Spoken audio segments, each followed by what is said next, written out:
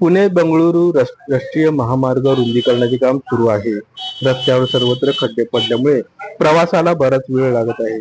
खराब रस्ते असूनही टोल वसूल केला जात आहे। रस्त्याचे काम पूर्ण होत नाही तोपर्यंत टोल माफ व्हावा या मागणीसाठी आणि महामार्गाच्या दुरावस्थेसंदर्भात काँग्रेसने आज आक्रमक भूमिका घेत आंदोलन सुरू केले। ही आंदोलन पुणे ते कोल्हापूर या मार्गावर 4 ठिकाणच्या टोल नाक्यावर केले जात आहे। काँग्रेसचे विधान परिषद गटनेते आमदार सतेज पाटील यांच्या नेतृत्वाखाली सकाळी 10 वाजता राष्ट्रीय महामार्गावरील किनी येथील टोल नाक्यावर हे आंदोलन करण्यात आले।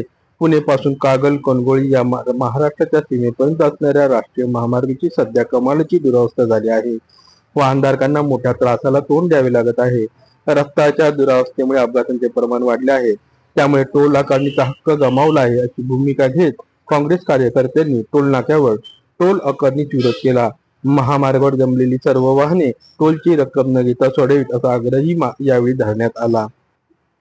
पश्चिम महाराष्ट्र टोल विरोधी आंदोलन किनी आनेवाडी तासवडे खेड शिवापूर या 4 टोल नाक्यांवर सुरू झाले असून आंदोलनात माजी मुख्यमंत्री पृथ्वीराज चव्हाण, सतेज पाटील, आमदार विश्वजित कदम, आमदार संग्राम थोपटे, आमदार ऋतुराज पाटील, आमदार राजूबाबा आवळे, आमदार जयश्री जाधव, आमदार जयंत आसगावकर, राहुल पी.एन. पाटील, संजय जगताप, विक्रम सावंत यांच्यासह काँग्रेसचे नेते आणि कार्यकर्ते मोठ्या संख्येने सहभागी झाले आहेत।